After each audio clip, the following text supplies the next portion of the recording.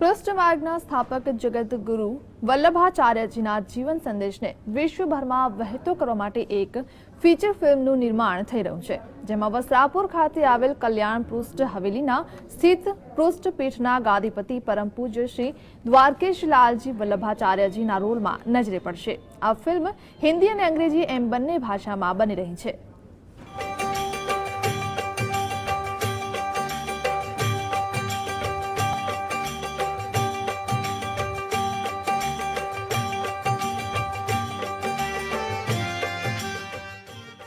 પુષ્ટિ માર્ગના ઇતિહાસમાં આ પહેલી ઘટના છે જેમાં વલ્લભાચાર્યજી પર ફિલ્મ બની હોય।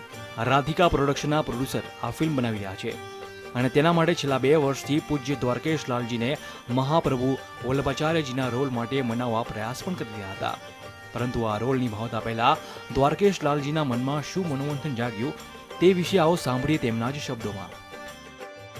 2 વર્ષ પહેલા મને કહેવામાં આવ્યું હતું કે આપણે શ્રી વલ્લભાચાર્ય મહાપ્રભુજીનું રોલ કરવાનું છે, પણ તે વખતે પણ મારી માનસિક તૈયારી ન હતી। એને અનુમતિ પ્રદાન કરવામાં મને 2 વર્ષ લાગ્યા છે।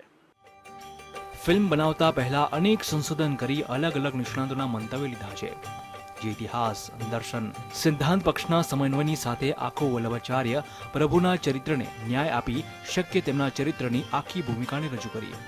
જગતગુરુ વલ્લભાચાર્યજી તરીકેનો શ્રી મહાપ્રભુજી તરીકેનો રોલ કરવા માટે મને જવાબદારી સોંપવામાં આવી।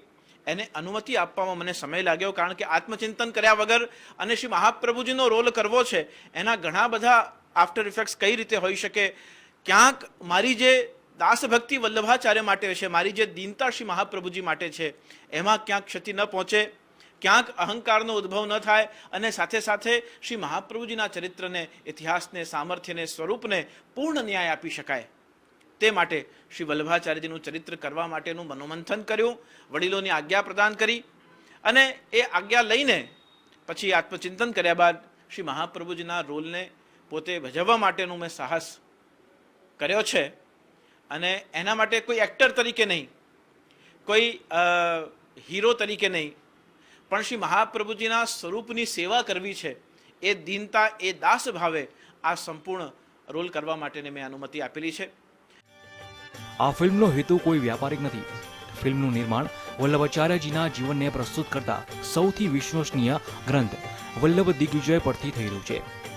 આમાં મહત્વની વાત તો એ છે કે વલ્લભ દિગ્વિજય ગ્રંથનું નિર્માણ વલ્લભાચાર્યજીના 6ઠ્ઠા પત્રે કર્યું હતું અને દ્વારકેશ લાલજી એ પરંપરાનો જ વારસદાર છે, એટલે આ ફિલ્મના અભિનેતા છે તેવું નથી, પરંતુ વલ્લભાચાર્યજીના ચરણોમાં એક ભેટ છે।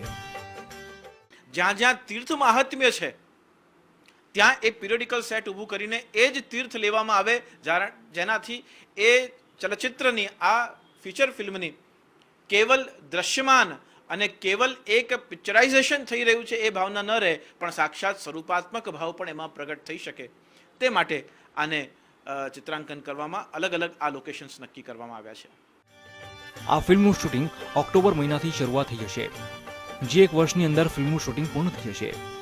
ફિલ્મ માટે સાઉથ, જગન્નાથપુરી, ગુજરાત તેમજ અનેક તીર્થી સંસ્થાનો પર શૂટિંગ કરવામાં આવશે। કેમેરામેન મિત ભટ્ટ સાથે મિહિર સોની, GSTV, અમદાવાદ।